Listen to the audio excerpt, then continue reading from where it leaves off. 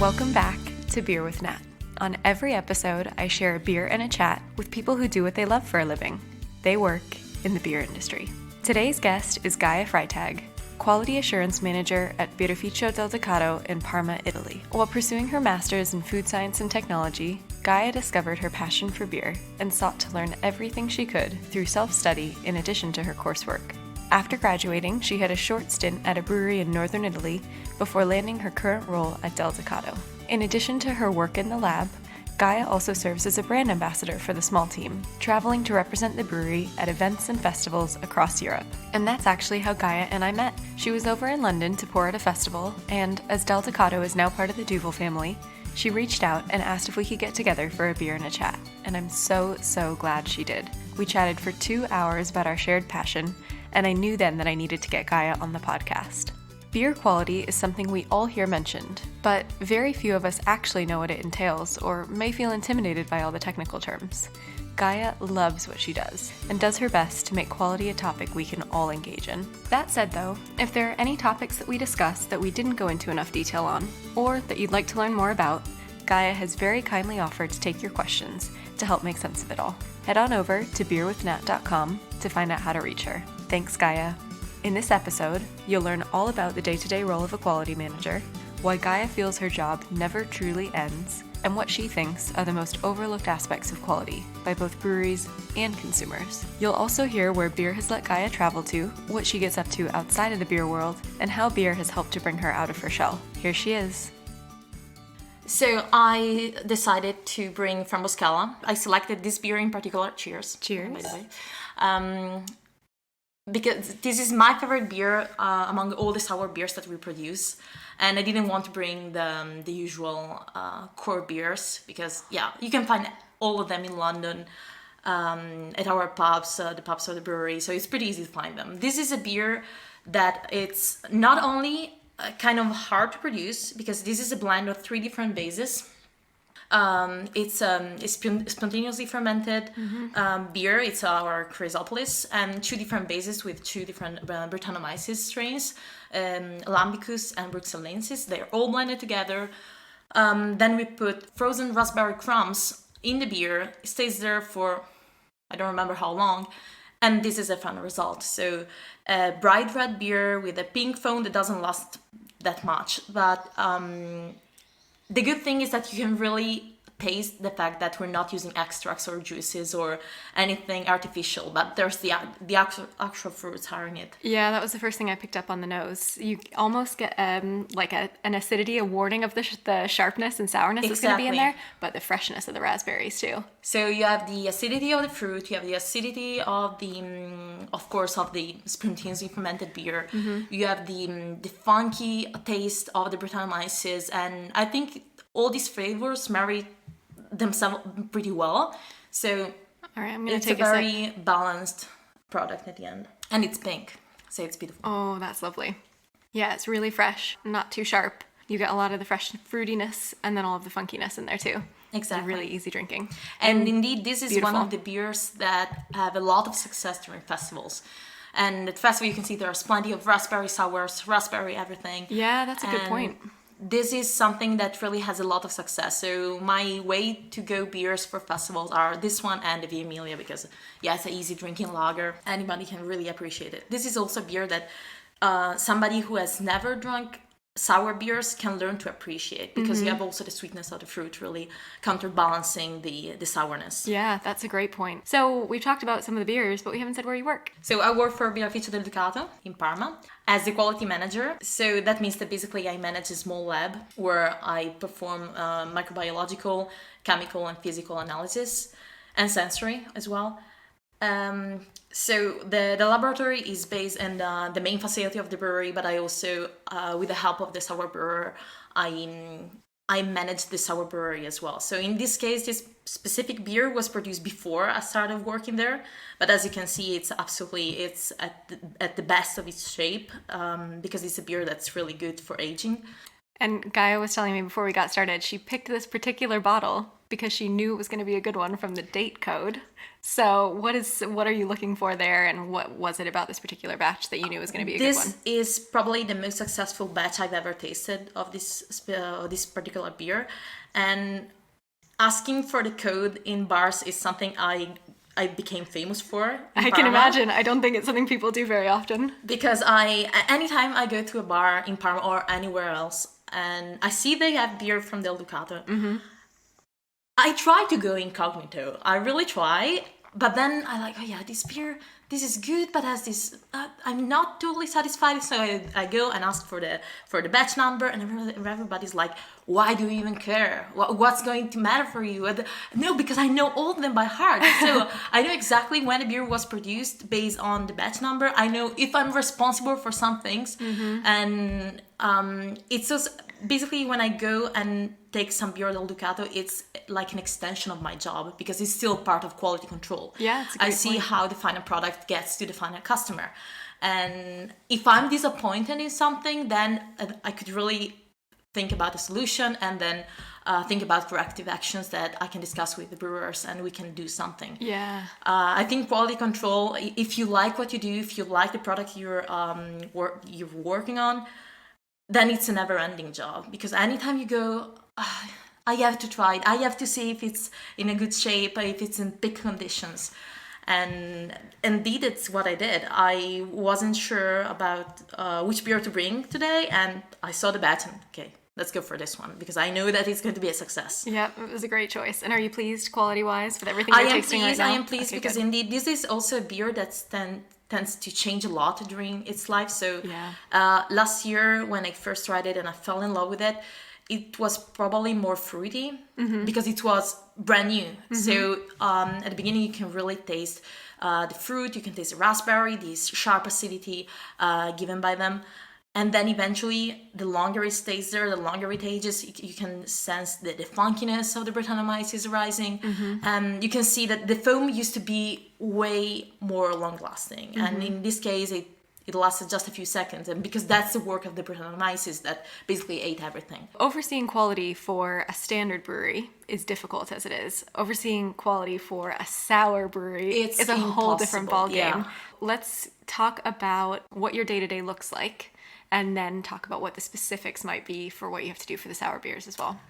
If you have a day today. I don't know if every day is very I have similar a or different. day today.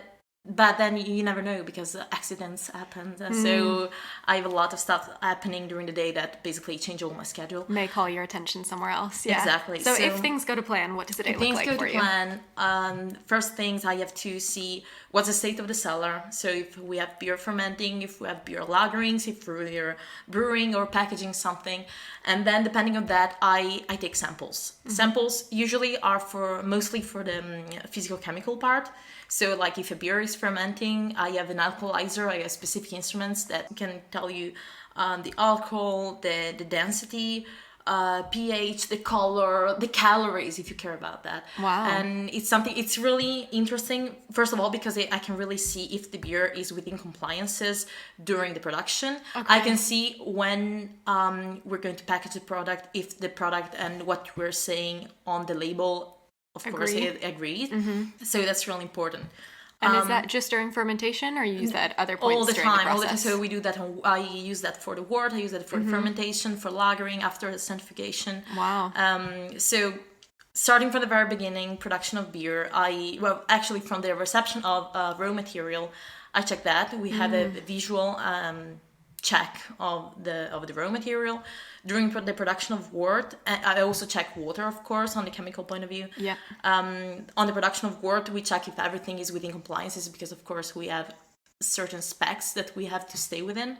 The fermentation and the lagering, these of course all just on the physical chemical part, we have to stay within those specs. And it's been a huge collection of data that allowed us to get specification for each parameter for each beer, for each brand. So we know that a specific beer, a specific wort of a specific beer has to stay within that range of pH. Yep. And so it's Otherwise, it may not ferment So- well or may exactly taste something off, might or- happen, and Yeah. so it's a good thing because everything is constantly under control. So what I do on my day-to-day basis is checking that everything is fine on a chemical point of view, be it with the alkalizer, be it the turbidity wise, be it the amount of CO2 and oxygen inside the packaged product. Then, of course, I have the microbiological side, and I have a small section of the lab that's dedicated to it, where I have to make sure that the yeast is at top condition, so I have a certain concentration of cells, I have a certain viability of the cells.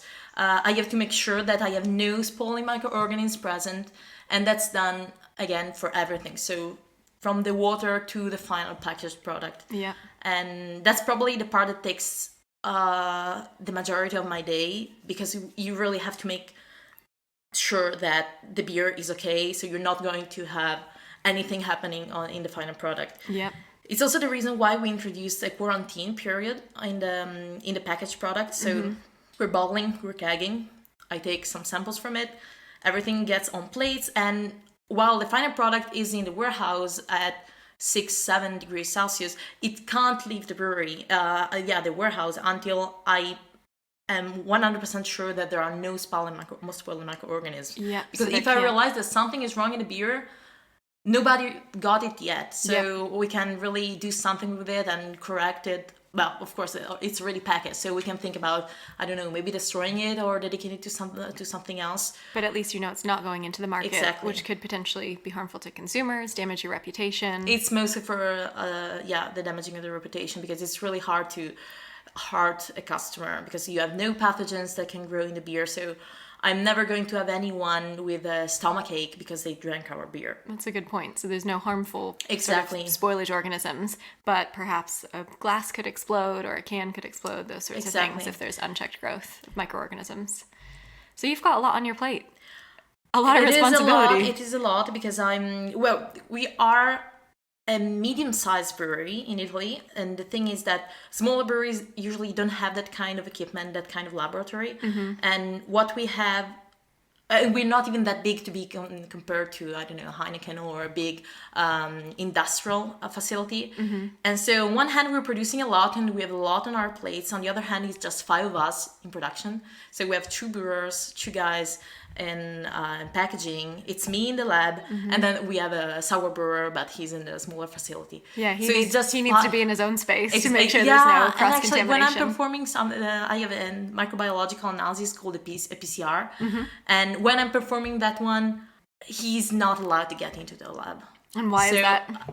Oh, because For people who don't know about sour beers and what's different about their production. basically he manages beer that are fermented with a multitude of microorganisms. So it's not just the classic brewers, he's the Saccharomyces, but he works with wild yeast, Brettanomyces and Diastaticus and lactic acid bacteria, acetic acid bacteria. So anything that it's fine to find in sour beers, but if you have them in our big clean facility, it's going to be absolutely tragedy. Yeah. So they're fine in the beer we're drinking tonight, as Exactly, it was intentionally exactly. soured, and it adds loads of complexity to the beer.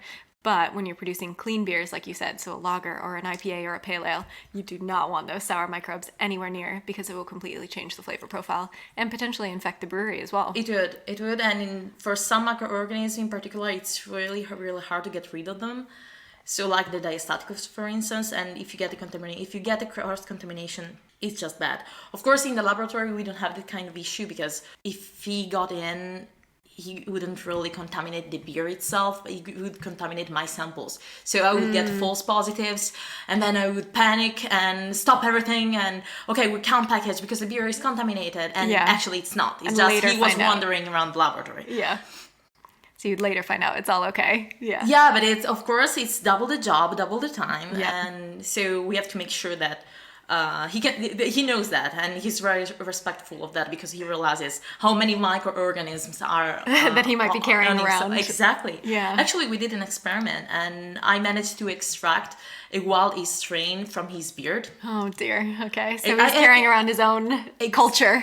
Yes, and it's something actually I think that Rogue did in the past. I have seen that. Yeah, beard beer. The beard beer, so Yeah. they isolated the microorganisms from the beard of the brewer, but he wasn't shaving I think he hadn't shaved since the 70s. Oh my goodness. So yeah, that was like a whole population in there. And I did the same with our brewer. He's not that extreme, but I managed to find a microorganism that, in my opinion, I'm not a microbiology expert, but I think it's a Saccharomyces baianus. Oh, interesting. Okay. It's usually used for the production of cider, but from the shape.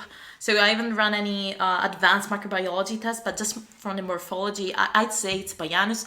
But I gave it the name of the brewer. So now I renamed it your own the strain of taxonomy. yeast as well. Exactly. So what is your training? What is your background, and how have you prepared yourself for the role that you're in now? So I have a master's degree in food science and technology that I took between the University of Parma and the University of Ghent in Belgium. It's a very generic faculty about the production of food, food science in general. And so anything from foods and dairy and meats. Exactly, to there's everything, where we are and in the it's, beer world. of course, being so generic, you don't really go too deep into each single argument. Yeah. And when I started having the passion about beer, I started reading on my own and studying a lot. And then eventually anything I know about beer, specifically beer, it's self-taught. It's buying books, studying a lot. Of course, I did some training. Before working at the Ducato, I did a small internship in a brewery in northern Italy, where I swept the floors, but I was also in the laboratory, and I learned a lot there. And of course, now the brewery is partially owned by Duvel, so and they really care about quality in general. So I did a 1 week training in there, and I think I learned more in that week of training than probably years of university, because it was so you just needed focused. the Exactly. specifics. And before we got started, you were saying there's some really great equipment that is in the lab at Ducato. Did you learn how to use that in school, or has a lot of this been sort of on the job training as well? No, that was mostly on the job training. Wow. So some stuff like microbiology is pretty straightforward. So you're doing you have things just like a plate. culturing. Yeah, so you've got a certain Exactly. media that certain types of bacteria strains will grow on. I have several media, liquid, solid, generic, and specific. Those, I think it's very easy to use. If you've just done it once at university, you could replicate anytime. I have to perform titrations to validate the CIP, the cleaning in place. And that as well I did at university.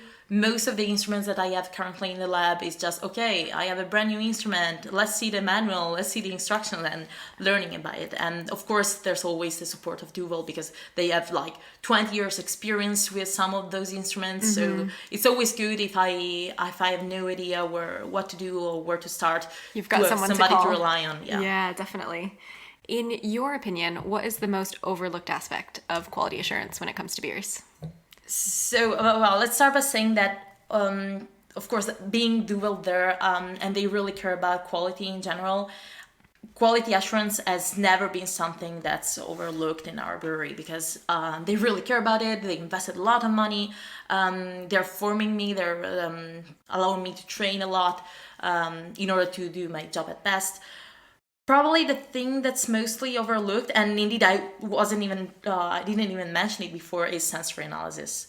So because sensory, it's this gray zone where it's really useful. You can really have a lot of information if you're good at using it, if you're good at training people. But on the other hand, you have that thing, you have the subjectivity of the method. And so you know that you're going to have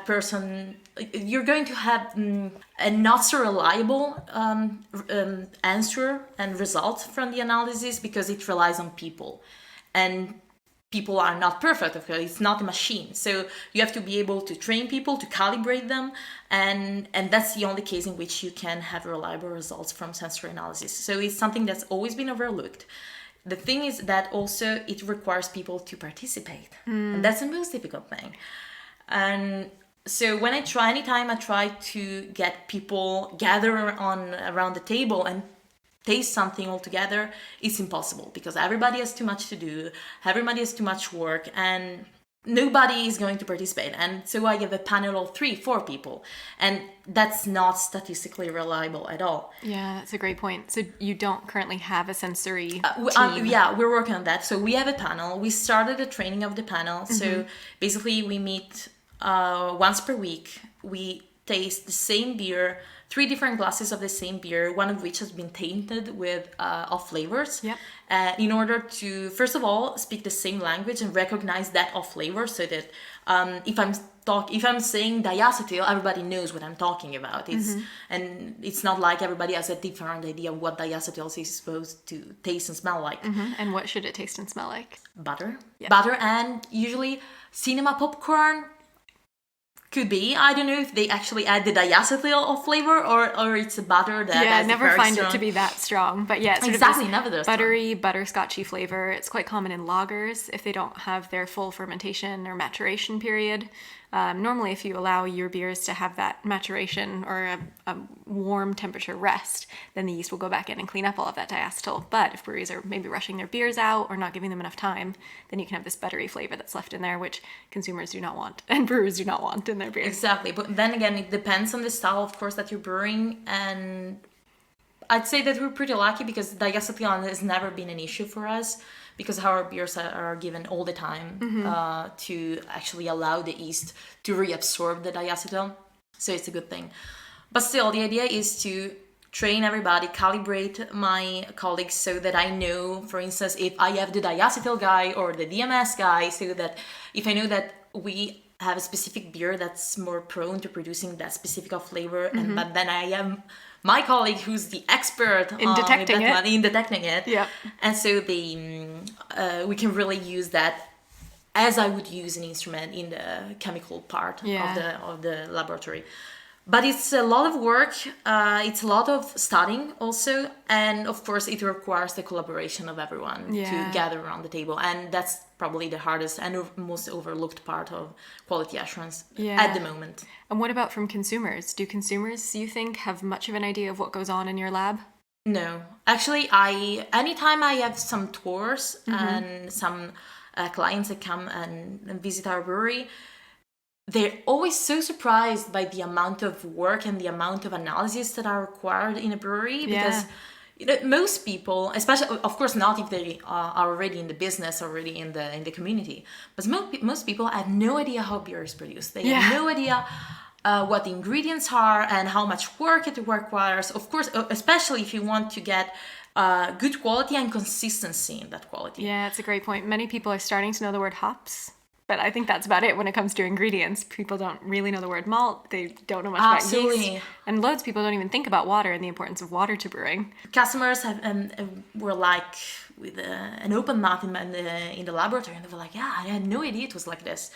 But what I think it's mostly overlooked by customers and distributors in general, it's the fact that craft beer, a beer that's not stabilized by pasteurization, microfiltration, it's not the same as an industrial lager. So they think that beer is this stable product that could be stored at any temperature for any amount of time, when it's not. It's a very fragile product, and that's something that I fight all the time, because I see how much work and effort we put in the brewery to produce a product that we're proud of, that we like, and we would love to drink as customer ourselves.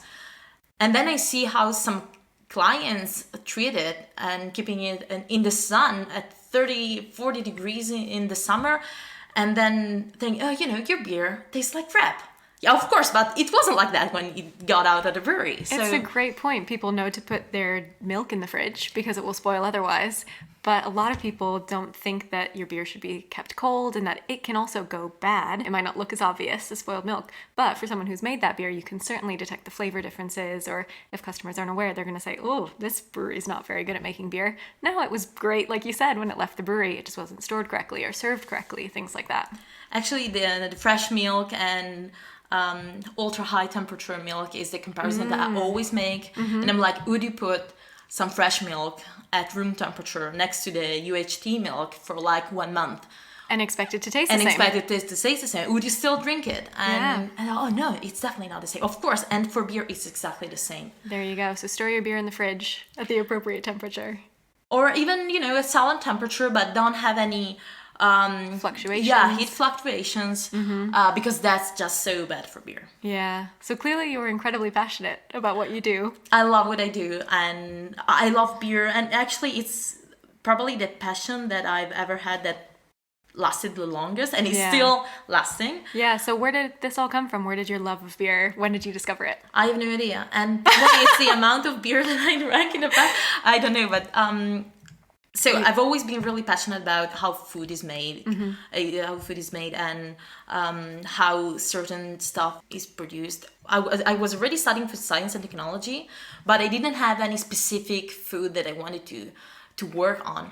And then I just started working. I started attending a pub in Parma, and I discovered that there were many styles that I didn't know about. And so first I was just used to, the classic blonde lager. And then, oh, wait, there are IPAs and there are stouts and porters. And it was so amazing, and it still is. It's so amazing to me how there are just a few ingredients and how they change in those ingredients. So how much the malt is toasted, the hops that you use, the yeast, and the water itself, how you can get so many different range of products with the same ingredients, and it's overwhelming.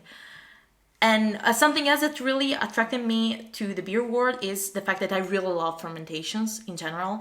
I really like the idea of this biological change that happens in any fermented products.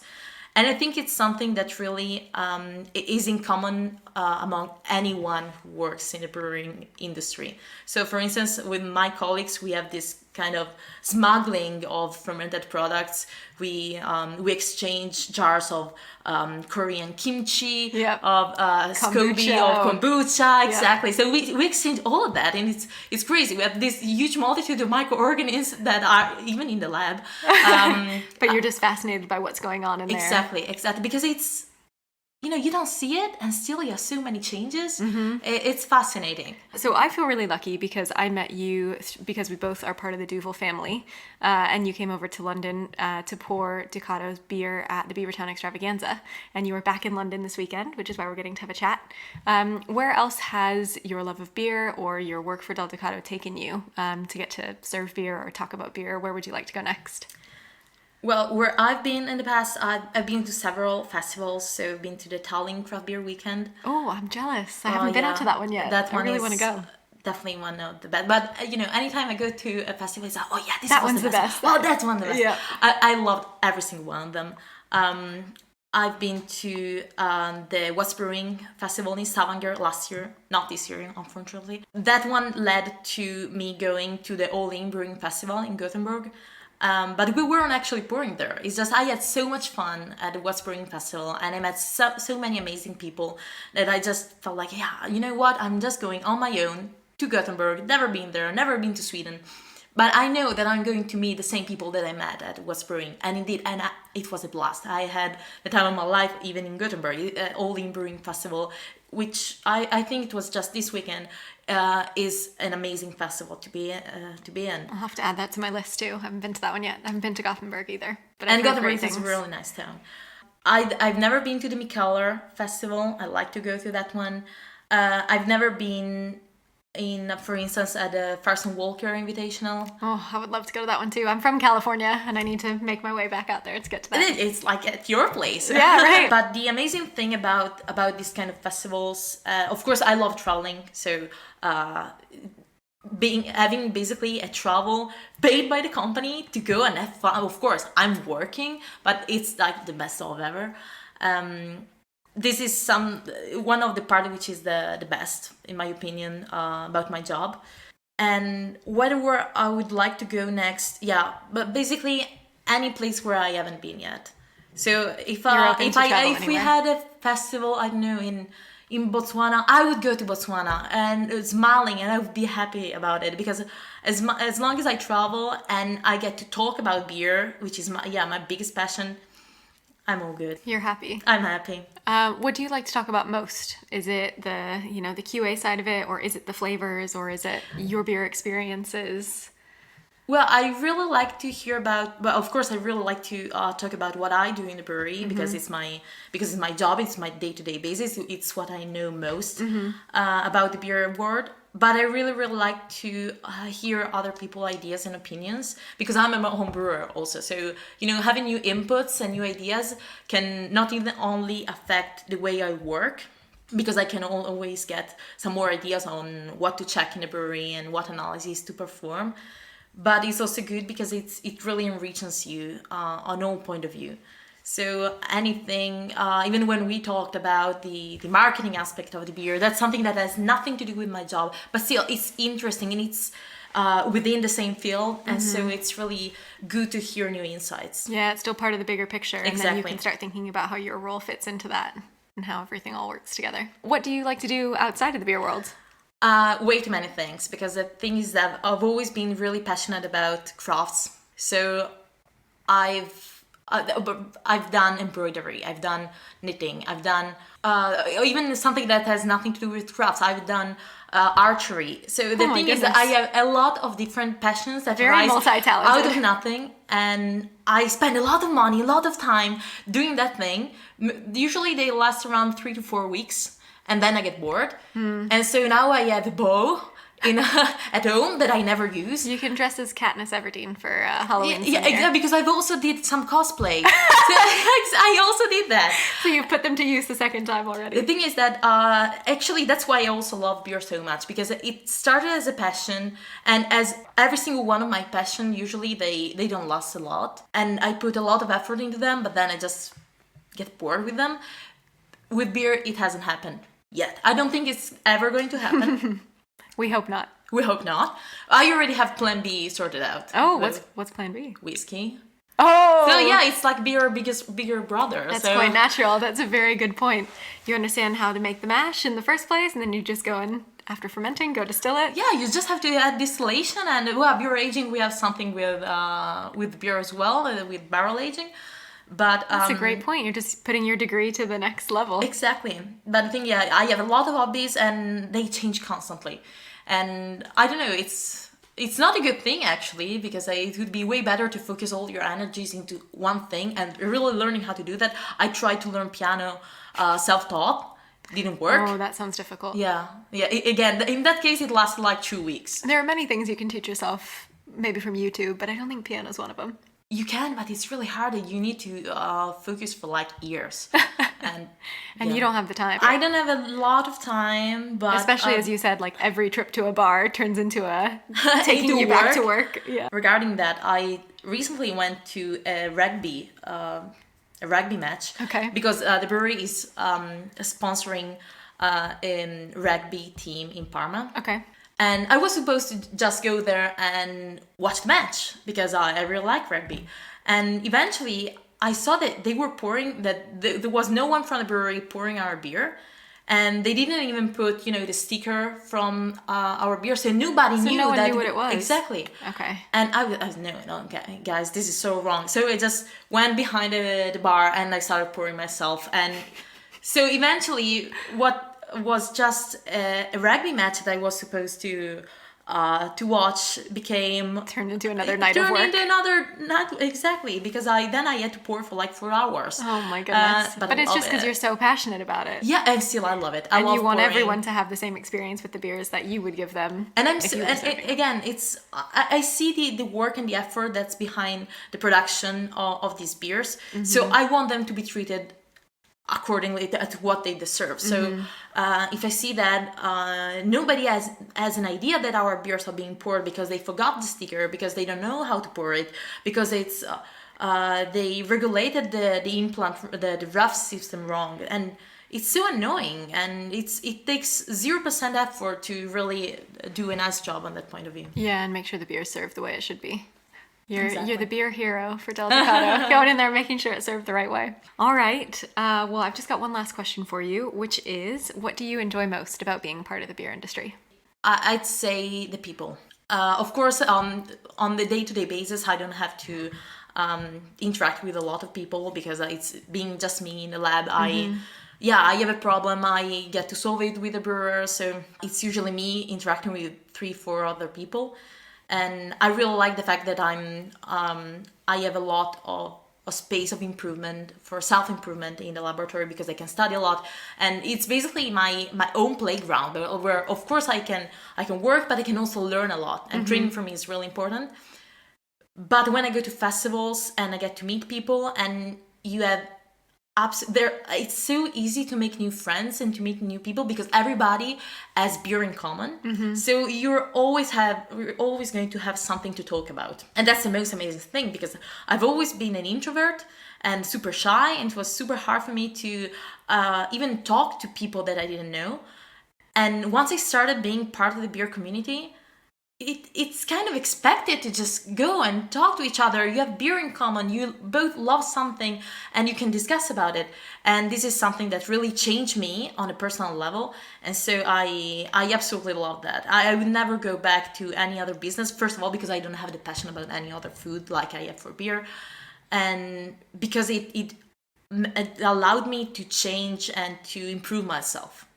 That's lovely. I've got such a big smile, because I would not have thought any of that whenever we first met. You bounded into the office with so much energy, and we had such a lovely chat that first time that we got to sit together and talk about our shared passions for beer and sort of what's gotten us to where we are now. And that's why I wanted to have you come back on the podcast. So who knew that was all new and all thanks to beer? That's all thanks to beer. Exactly. Come out of your shell. So, that's so lovely. Well, that's a great note to end on. Thank you so much for coming to join me. Let's drink some more beer.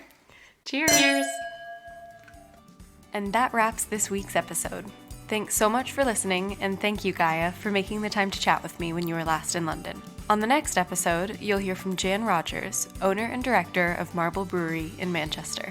Get yourself subscribed on your favorite podcast listening platform to make sure you don't miss an episode. And while you're there, I'd love it if you left me a rating or review, as it helps other people discover the show. Thank you, and chat soon.